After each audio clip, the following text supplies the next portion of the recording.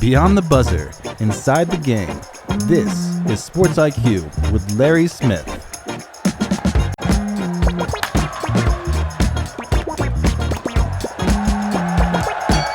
Sports IQ, glad you're with us here on this Thursday, June 4th already. Larry Smith here, producer Tony, editor Josh. Great guest coming up in just a couple of minutes. Matt Babcock will be joining us talking NBA draft. We love having great guests on. Matt joined us around this time last year to talk about last year's draft, a couple of weeks ahead of time. Same thing here in 2026. We get his insights here in just a bit. And we've talked some about Major League Baseball and the just getting underway, some what we know will be very contentious talks on the new collective bargaining agreement. The current CBA ends later on this year after the season. TJ French joining us to talk about that and get into kind of some of the nitty-gritty here. Again, if you're listening, producer Tony and I have predicted now for months, this is going to be a contentious and likely prolonged work stoppage that we think will take some games out in 2027. Hopefully not too many, but we're not, listen, long time seen in sports guys, producer and anchor. We've been through this before, so we'll see what happens. Talk with him in a minute. A couple of headlines for the NBA Finals underway. Certainly an exciting start to what should be just a great series. Knicks getting an 11-0 run over the final 2:16 of the fourth quarter to steal home court from the Spurs, 105-95 game one win. Knicks made a little history as well. They become the first team to beat San Antonio in a game one of a title series. The Spurs were 6-0 in NBA Finals openers. It's also the first time the Spurs have now trailed a finals before the finish. How about that? The Knicks also tied the 1999 Spurs for the second longest winning streak in a single postseason, 12 straight now. If they can sweep this series, as they have done in the past two series, they will pass Golden State team back in 2017 for the longest win streak in a single postseason. The Warriors back then in the playoffs had a 15-game win streak. Jalen Brunson leading the way for the Knicks with 30 points, albeit on 31 shots, but still.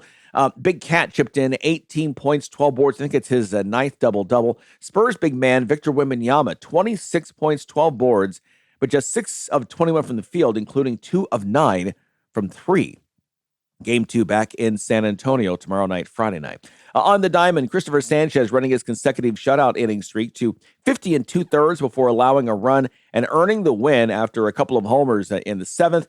Phillies 3-2 over the Padres on Wednesday. Sanchez's streak ranks as the third best overall, dating to the start of the live ball era back in 1920.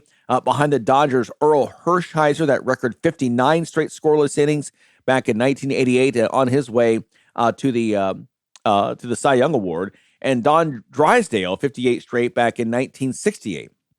With a scoreless first inning against the Padres, Sánchez topped Hall of Famer Carl Hubbell's mark of 45 1/3 in 1933 for the longest by a left-hander. In case you're wondering, how did Philly get Sánchez? Well, Rays fans, you may want to, cover your ears at this point. The Phillies acquired Sánchez in a minor league 1-for-1 trade with Tampa Bay back in November of 2019. Infielder Curtis Mead going to the Rays in that deal. Sánchez making his Major League debut in June of 2021. And Rays fans, in case you're wondering what Mead is doing, well, he's currently on his third Major League team with the Nationals and earns a career batting average of .243. So chalk that up as a steal for the Phillies. Just saying. Sorry. But Sánchez has been unbelievable here to start this 2026 season. Time now for a moment of awe. The New York Knickerbockers are making headlines this week in the NBA Finals. But before the NBA, before the game of basketball even, the New York Knickerbockers were known as a baseball team, one of the earliest baseball clubs formed in the 1840s. And depending on your source, it was either 1849 or 1851 that they became the first baseball team to wear uniforms: white flannel shirts, blue woolen pants, and straw hats. And the idea caught on. Stockings from foot to knee were in vogue by the early 1880s, and by 1900, all teams wore uniforms. And many, by then, had two versions of uniforms, one they wore at home and another for road games. The Chicago Cubs are wearing their pinstripes back in 1907, and contrary to legend, the Yankees were donning their pinstripes before they got the babe on their side. So here's to the Knickerbockers and their contribution to the fashion of sports. They get our moment of awe. You're listening to Sports IQ with Larry Smith.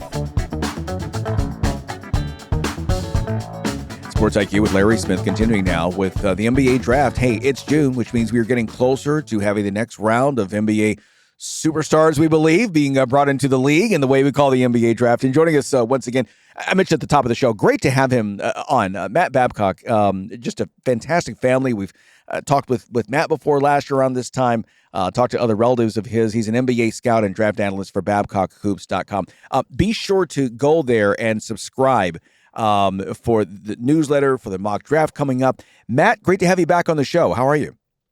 Hey, Larry, I'm doing great. Thanks for having me. Yeah, absolutely. Hey, I want to dig into this. I've talked before that I traditionally have not been a proponent. I'm not a big fan of the one and dones. I just think that players do better with another extra year.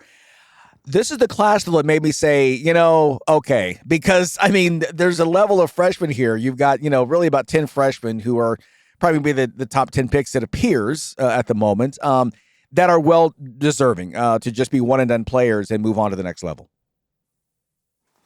No, absolutely. I think this freshman class is about as good as I've seen, at least top to bottom. One thing that's interesting with that, though, as well, is with the new landscape of NIL, the early entrant player pool as a whole is trimmed down quite a bit. A lot of guys went back to school, but the cream of the crop, the lottery, probably the top 20, which is mostly freshmen, it really is an impressive group.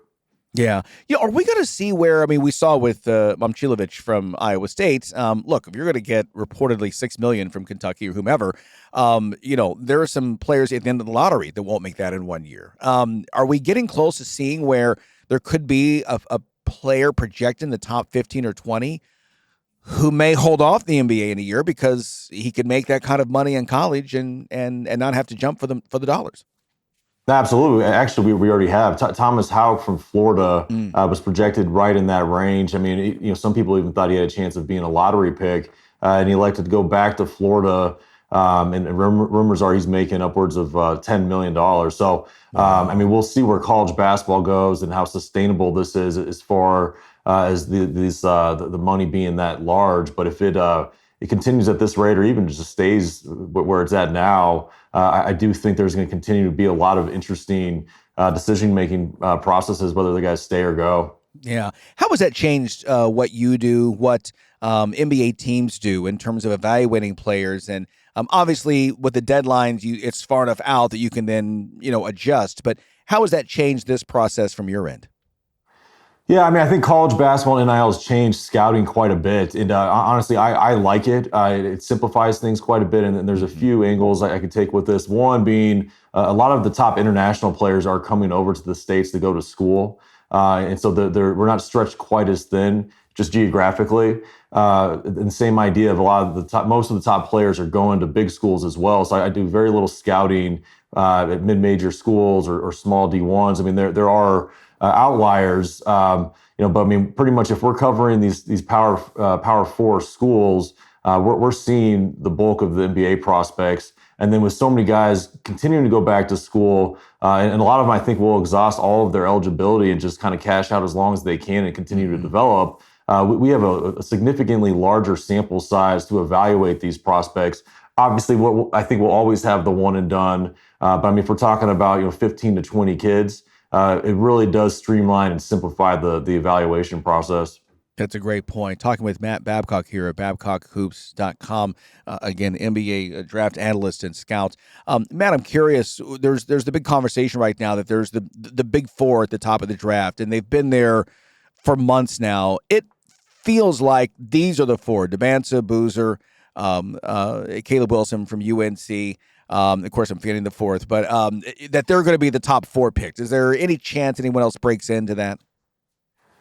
Yeah, there's always a chance. I think every front office, every team, operates differently, and sometimes, a lot of times this time of year, there's a lot of cloak and dagger, if you will, right? And so, my expectation that the order will unfold as Debanza to Washington, Darren Peterson to Utah, Cam Boozer to Memphis. And Caleb Wilson to Chicago. But we've got 3 weeks until the draft. That there's a lot going on behind the scenes, so we'll see. Sure. Peterson was the one that I forgot, and the reason why is because every time I tried to watch Kansas, he wasn't playing or he took himself out or whatever. Are the scouts kind of satisfied that whatever was going on with him in his freshman year at Kansas will not be a problem moving forward?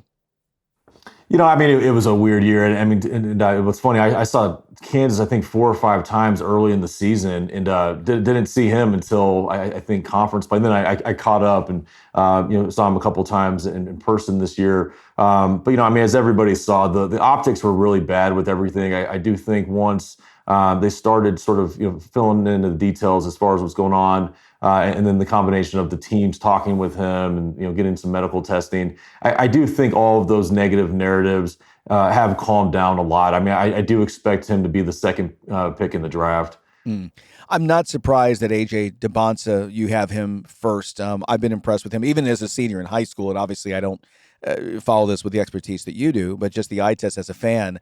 What special characteristics does he have, in your expert opinion, that does set him apart from the other players?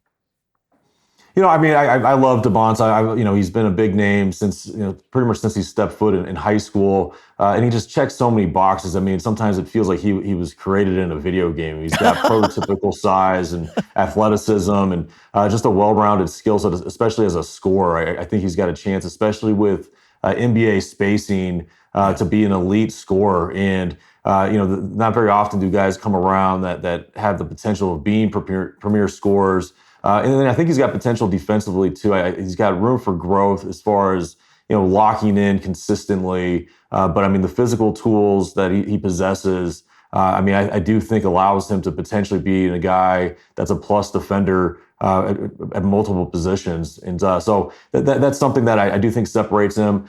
From a talent standpoint, I think Peterson's right there too. I started the season with Peterson at number 1. And I remember writing, and I think it was my first mock draft where I've got a little paragraph with each pick. And I put that with both these guys, it was sort of a 1A, 1B situation for me. And then with DeBonsa, just the year he had, I mean, he was very dominant and consistent at BYU. And then as we talked about Peterson's year, it was clunky. And so, I've given DeBonsa the edge. And my mock draft now is more of a projection than what I would do. But the projection does match my own evaluation. I would take DeBonsa as well. Yeah. Another intriguing pick for me is Caleb Wilson. I did see him play in high school. I did play-by-play of his championship game. He was a man among boys in that game. I think he went for 33 and 13, just dominated the competition against a player a couple years younger than him who is a potential future D1 prospect.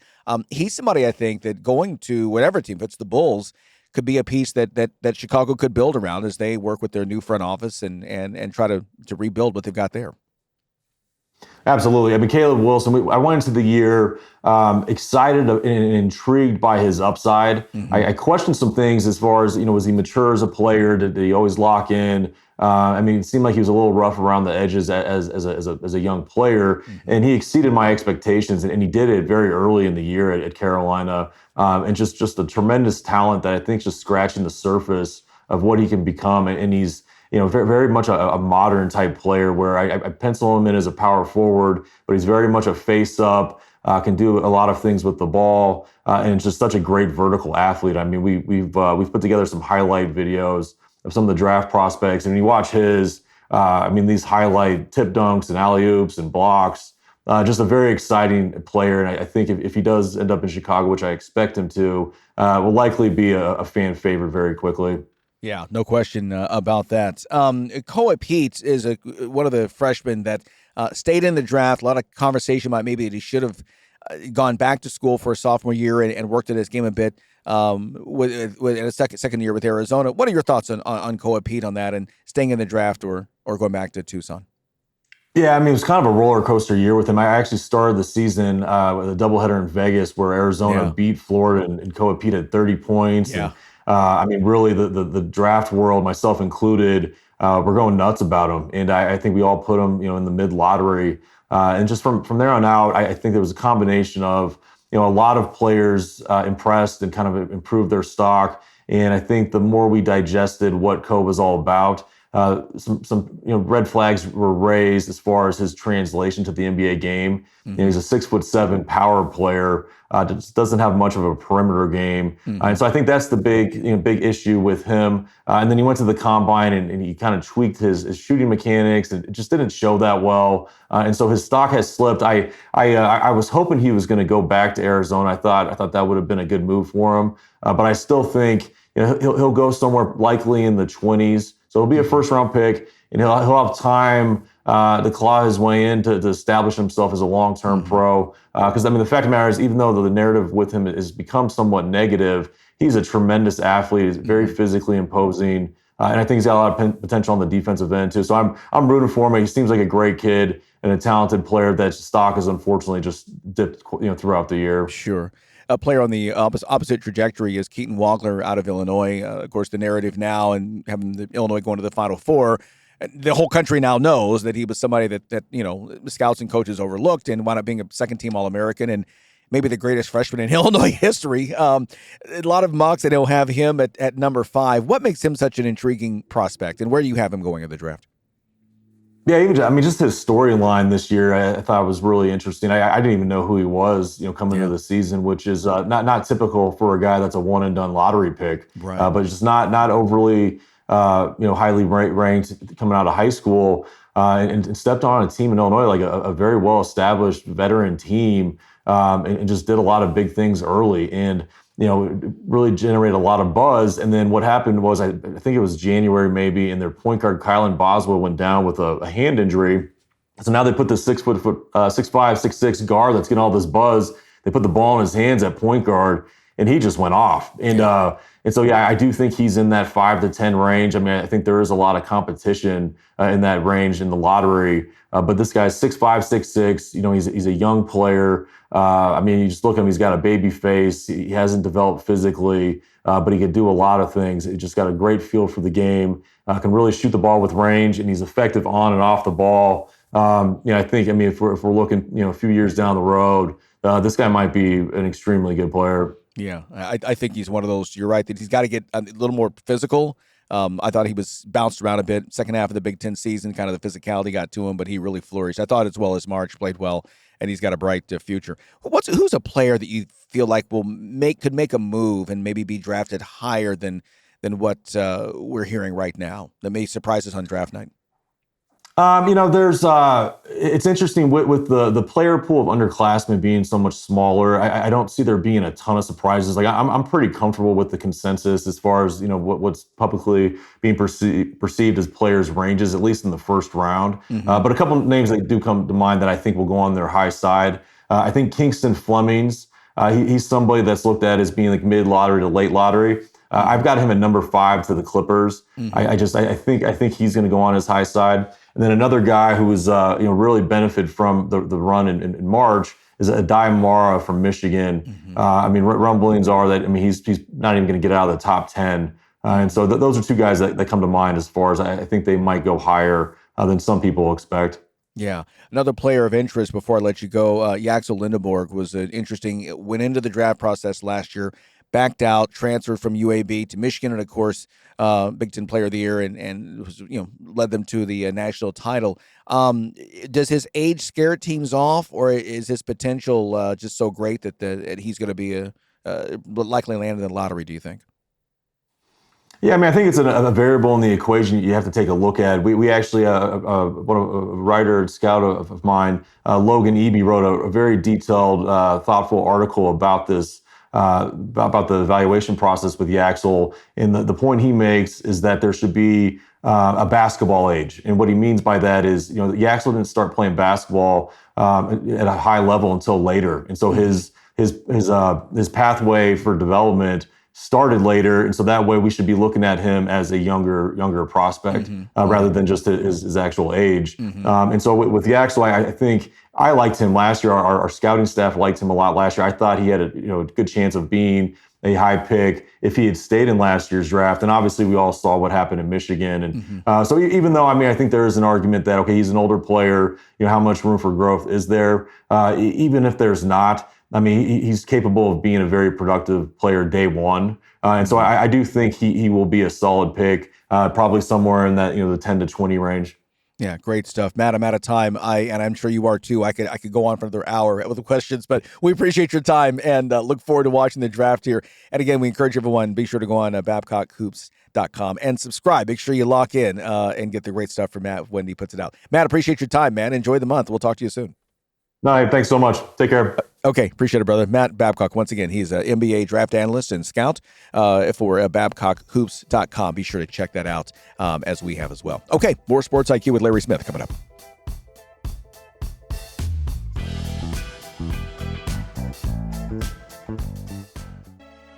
I get a lot of calls from people across the country who are suffering from the affliction of IRS tax debt, and that's because I have a remedy.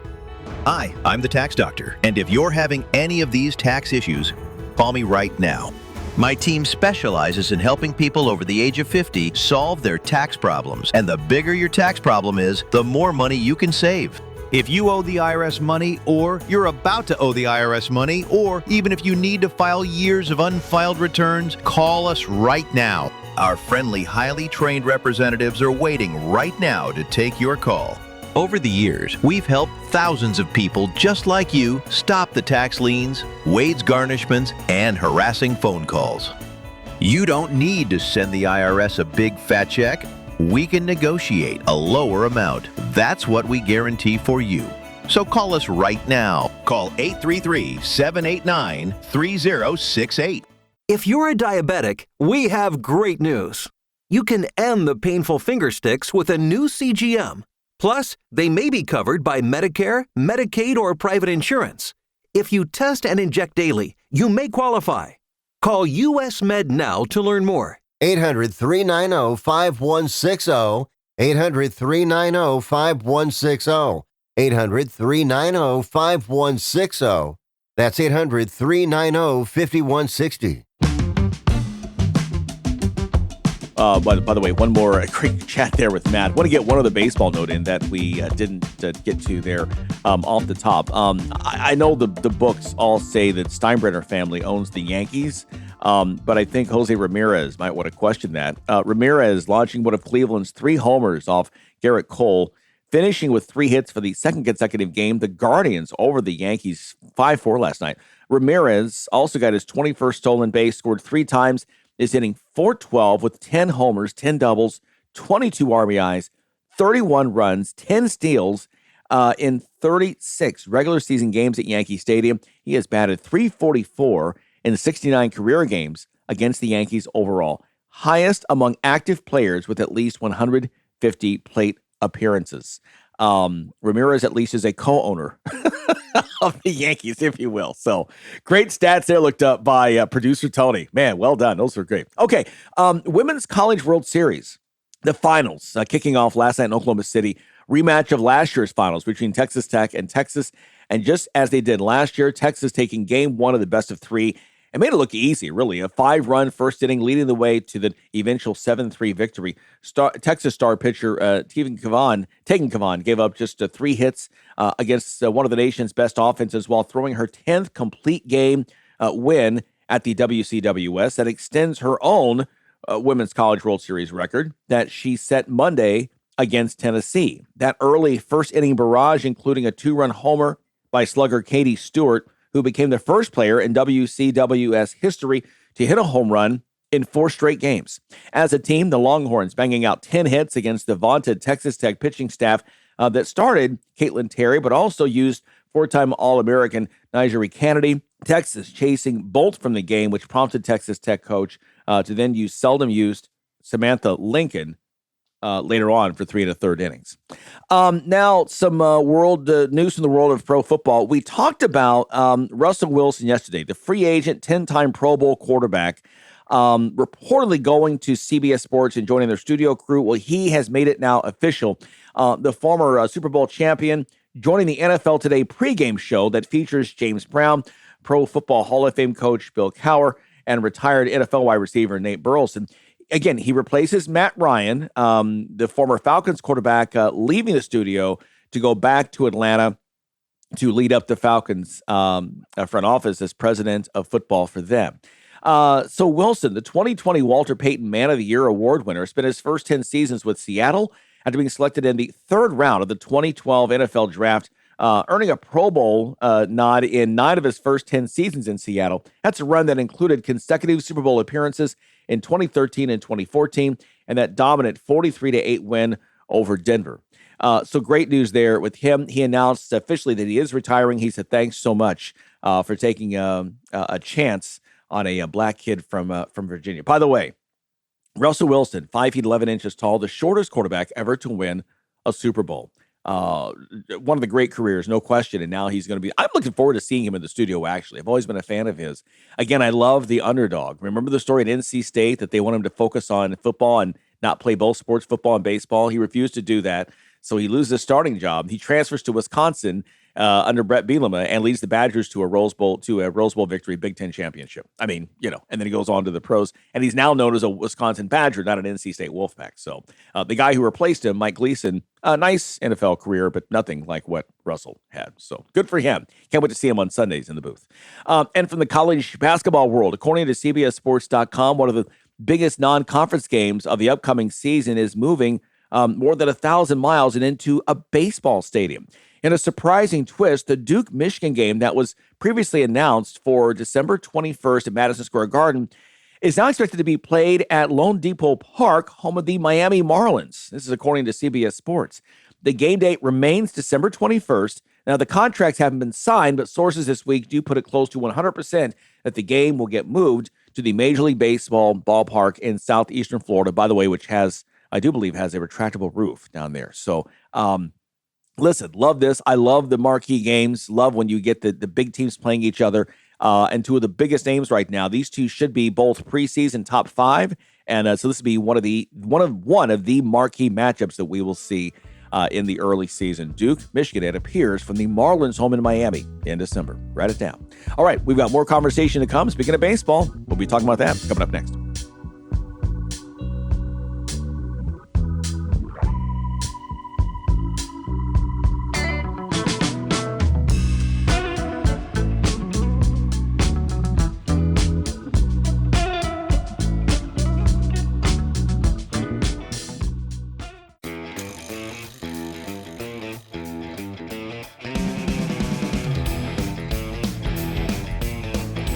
Welcome back here to the show. We were talking again a moment ago about Major League Baseball, the collective bargaining agreement, and those talks underway. And get ready. This is not something that's going to be suddenly fixed by Labor Day. It's not going to happen. So joining us to help us dig a little deeper into what's going on right now, back in the show, TJ French. She is the MLB writer for heavysports.com. TJ, good to see you. Let's talk about, let's just start. Where are we right now, if any place, with these talks? Yeah, thank you guys for having me on. Yeah, all right, so just kind of break it down in, I guess, layman's terms. About a week ago, MLB PA released their initial proposals for the new collective bargaining agreement, and then the union, the owners, they released their proposal a few days later. And to put it simply, like the two sides cannot be further apart. If you're following kind of MLB at all, and ESPN's Jeff Passan is really doing a great job of this. There are, it's one thing that they're so far apart on a number of different issues, but the fact that these issues are so fundamental to both sides is really what creates a diversion to such a large extent, and that's what's going to make these labor talks and agreements so drawn out and so hard, because when you start going back and forth between the owners and the union, it's just going to be really difficult, especially when the players are super strict on not wanting a salary cap, and then the owners are super for having a salary cap. It's just that middle ground, is the gray area is so large right now because of both sides are going to be stingy. And look, I think coming into the whole thing, the CBA, I believe it expires December 1st. So obviously, like you said, like Labor Day, that's not a realistic timeline. And they're probably not even Thanksgiving, probably not even Christmas. Yeah. But one thing that I've read, because I've been covering this pretty closely, is deadlines usually spur action. Again, I don't know if that's going to be the case here, but as you're kind of talking about, once that deadline gets closer, then you might have more of a sense of action coming, or more a sense of a direction of if these two sides can find a middle ground, to some sort of agreement. Yeah, and I think we saw that just happen with the WNBA, right? Just this past spring, that once that deadline hit, even though some said it was an artificial deadline, it was still a deadline. And a week after that, we finally had an agreement. It feels that way for baseball, and I guess the overall. I have so many questions, but the overall is that it has been 30 years since the last major stoppage when we lost the World Series. They've had stoppages since then, and worked through it. And they did work through it and were able to start just about on time. My question for now is that would they go so far as to lose a significant part of the season the way they did back in 94 and 95, or has it been long enough that memory is kind of off in the distance? And because my point is this: could baseball survive that kind of work stoppage where they lose a large chunk of the season? Could it survive in popularity with its fans? Yeah, so it's a great question, and it's just such an unfortunate time for Major League Baseball and for these labor talks to be happening and for there to be so much disagreement, because the game of baseball in itself is in such a great spot right now. Right. The stars and the players, and you can say obviously the Dodgers have dominated, but we're seeing great series across the sport. My inclination would be, I think Major League Baseball can survive if, let's say in March and April, they haven't gotten things going. I think you can kind of survive by throwing those games out and maybe having an abbreviated season somewhere between 120 to 130 games. Look, it's going to suck. The organizations are not going to be happy about it. They're probably going to lose money in that time being, in the March and April span of time. Right. But look, if that's just what it's going to have to be, that's what it's going to have to be. And I think a lot of people around the league are kind of anticipating that as well. Again, I'm not like a super expert, but that would just be like my initial inclination is they're just not going to get this thing done. I don't even see how. I can't even picture how it's going to get done when you have teams like the Dodgers and the Mets, the Yankees, where their cap is so high and they're already paying these players so much. Like, what are they going to do with these player salaries? They can't really defer the money anymore. A team like the Mets can shave off money, I guess, to hypothetically get under a cap with some of the players that are on expiring contracts. You trade guys away. But my poster example is the Dodgers.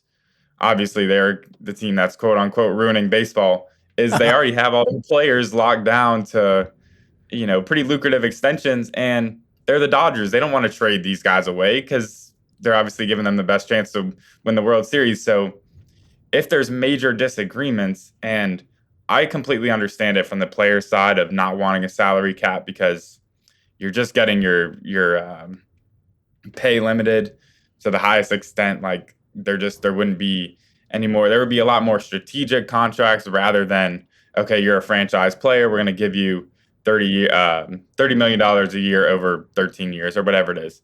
So that's one aspect of it. But then again, a team like the Dodgers, how are they even realistically going to be able to get below that salary cap level when their luxury tax is already way over their luxury. They're already paying so much in the luxury tax. Right. Exactly. It's just, and that's, like you said, it's such a have and have not. It's like you're going to have some kind of caveat if you do have a cap where you grandfather it in somehow because of those kinds of contracts. And it's not fair to either side, the teams or the players.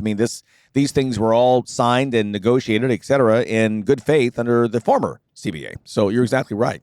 Well, I want to kind of go through each side, if you will, and kind of pick out what's a point that you think may be a giving spot where there are certain sticking points, like you said, that each side wants to stick with. What is there, starting with the owners, I guess, is there an area there where they might be willing to give, do you think, in these negotiations as they get deeper down the road? Yeah, I think there's maybe a few. There's service time manipulation, which the players want the service time to be less before players can hit free agency. I think the owners might be able to budge a little bit on that. I think this is like the poster child example for this is Tarek Skubal. Obviously, back-to-back Cy Young winners. He still hasn't hit free agency yet. Like it's kind of crazy to think about. He's been pitching in the leagues for so long, or 6-7 years, has been dominating at such a high rate, and he's still unable to hit free agency. So I think that's one of those points that they might be able to budge on. I know there's one thing floating around about revenue splits in terms of TV deals. I don't know how that point would really get figured out, especially just given the nature of the market sizes in baseball. Like, you have your Los Angeleses and New York's. Like, how is it fair that they're going to split revenue with, Seattle or Cleveland and the money that they bring in their TV deals? So I think that's one thing that the players are going to be a little less, I guess, adamant to try and work out, just because those players in those bigger markets, or those teams in those bigger markets, are going to want to keep those high TV, revenue deals. Obviously, that's a huge financial aspect of sports is TV revenue. And then there's really just so much kind of to go back and forth. But there's a salary floor I know that the owners want to implement as well. I think that can potentially be implemented. But again, that goes back to the owners, and the owners of those smaller teams, or I know the teams that are on the lowest end of the payroll side are the Rays, the Marlins, I believe the White Sox. So are the owners of those teams going to be willing to actually, fork up the money, which I guess that's what their proposal is saying. But then again, that's kind of not coming from every owner, it's coming from the league. And I know one point real quick, just about the overarching, the whole thing is even Rob Manfred has come out and said that there's certainly a potential for a lengthy lockout, and just basically for all baseball fans to kind of be prepared for, what's next. Yeah, no question about that. We'll ask the same for the other side, for the players. Is there one area that you think, in looking at this and following this very closely, is there one area that you think that they may, as it comes down to it, maybe give in on? It's a point now that they may be willing to offer some concessions. Yeah, the players want there to be a league minimum salary, and they also want some expansion / enhancements of salary arbitration and what makes a player eligible and pre-arbitration eligible. Those are, kind of confusing legal things to deal with. But I think a league minimum salary, I think it's they want it to be between $1 and $2 million for each player. I think that's a little bit of a far-fetched idea, just given the amount of MLB players that there are and the cycle of players that kind of roll throughout the season, because it's a lot. But I know the players also had a proposal of eliminating the qualifying offer, which qualifying offer, it's not confusing, but it's kind of confusing to outline. Right. But it's basically just the highest, I think it's 30 or something players. And if you fit certain parameters, you're eligible for the qualifying offer. Like this past year, it was 22 million. A couple notable players that got it. It was Trent Grisham, Gleyber Torres. I think they might have been the only two that accepted it. But I think that's something that MLB can do away with. And then as well as, having increased benefits for lower revenue clubs who lose players to free agency. I know that's one thing that the MLBPA proposed. I don't know exactly how that could be implemented. What are you giving a team like the Athletics or I don't know, let's say the Guardians? What are you giving a team like Cleveland or the Athletics if they lose a player to free agency to a big club? Right. So there are a lot of little sticky points that may be able to be a little easier to kind of negotiate than others. And obviously, as you guys know, it all comes down to money. The players are obviously looking out for themselves, and the owners are looking out for themselves. So that's what makes it such a tricky kind of situation that we're in, and that Major League Baseball will have to deal with.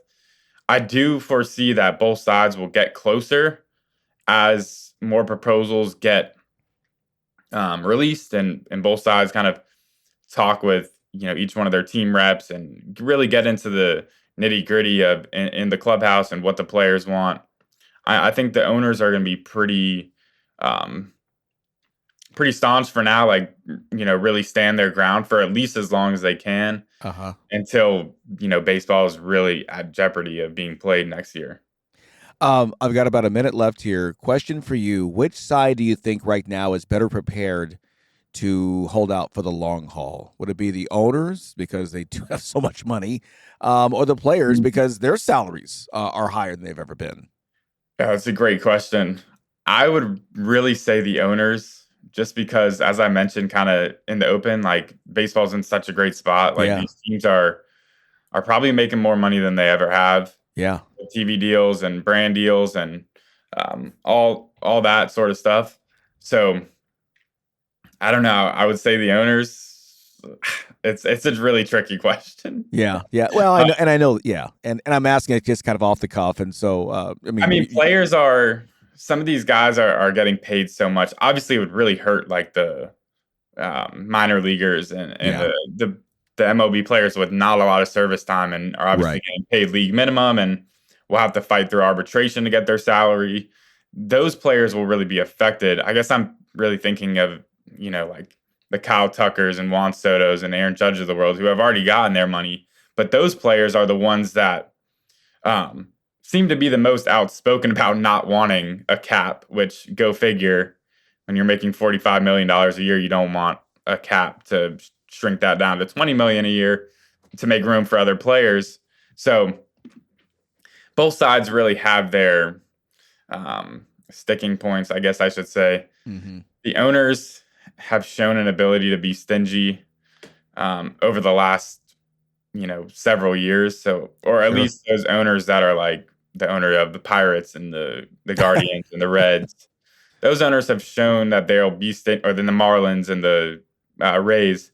Those owners will show they'll be stingy. I expect that to continue. Yeah.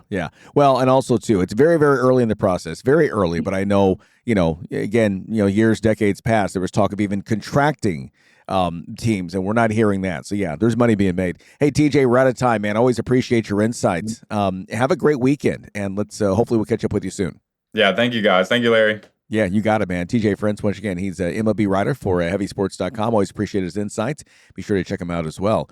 Follow him on Heavy Sports, and we'll have more thoughts from him coming up, as this thing is not going anywhere anytime soon. All right, stay with us. Sports IQ continues after this. Are you tired of your website making your business look bad? Is your current web developer dropping the ball? Let's face it, if your website isn't making you money, it's broken. Let Neon Rain create a website that turns your visitors into customers. Neon Rain has worked with hundreds of businesses across North America, building custom websites and applications with modern designs that are easy to update and work well on mobile devices. They can do it for you too. What sets Neon Rain apart? They actually deliver on their promises. Call today for a free consultation. 303-957-3092. That's Neon Rain at 303-957-3092. Or visit them at neonrain.com.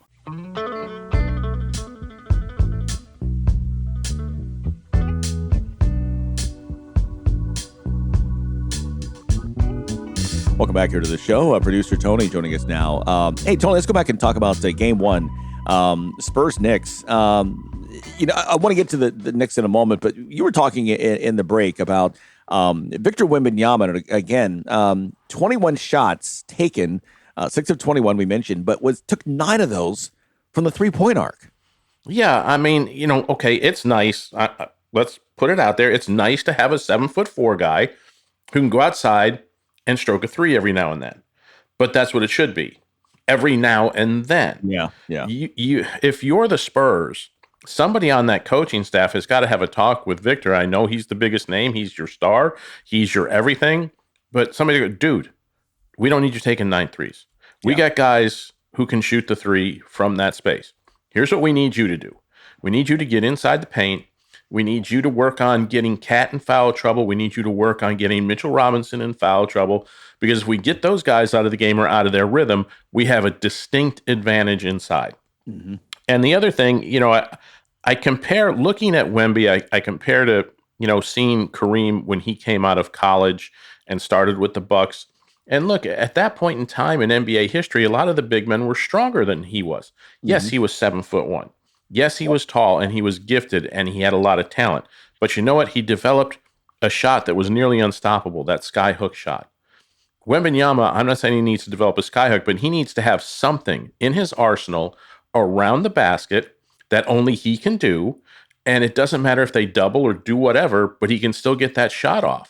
And if he can't do that, then people are going to continue to push him around because he doesn't have the girth to play down low. But he does have the skill to do something on the block that can't be stopped like Kareem did with the skyhook.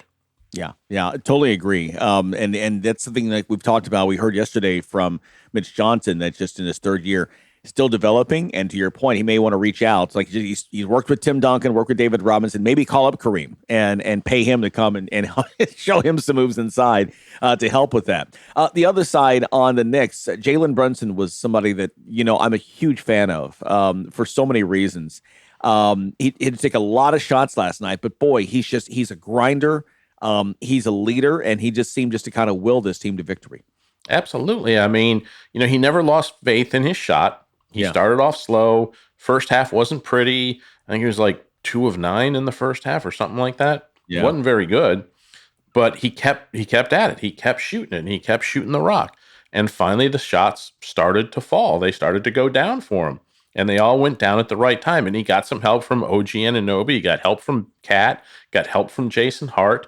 All of those pieces worked together so well for the Knicks last night. It's only one game, but it's great to get that first win and steal that home court from the Spurs and keep your winning streak alive because, the more games you win in a row like this, the more you feel you're invincible, that you're not going to lose, that, fate is on your side. And when you get all of that combined together, it becomes really tough to beat. Yeah. Well, and like you said, and now just the psyche of it. You've won 12 straight. Going back to the first round, right? You were down 2-1 to Atlanta, won 3 in a row to finish them off, then 4 in a row to take out Philly, then 4 in a row to take out Cleveland. Now with this, and so not only is your confidence sky high, but you began to put some doubt on the other team. Like, man, no one else can beat them. Can we beat them? I mean, anything you can do, right, to get an edge, that's good for you. Absolutely, and if you're the Spurs, you held them below their shooting average from 3. The Knicks, you held the Knicks below their normal shooting average. They weren't great from 3, but they sank enough of them to get the W. So you're in the back of your mind going, okay, we did what we needed to do. We still lost the game. How did that happen? Yeah. So you got to be wondering, you've got to improve that defense. They've got to get a little more in the face of some of these Knicks shooters and see if that can kind of help, make the tide go a little differently in game 2. And again, I still think you have got to get Wembanyama in the paint. Look at all the free throws he shot last night while taking 9 threes. He's not getting fouled on those 3-point shots. So he had something like 16 free throws based off the other 12 shots he took. Get down there and keep drawing those fouls against the Knicks. Get them in foul trouble. Yeah. Come on. Look, I'm not a basketball coach, but I can figure that out. Right.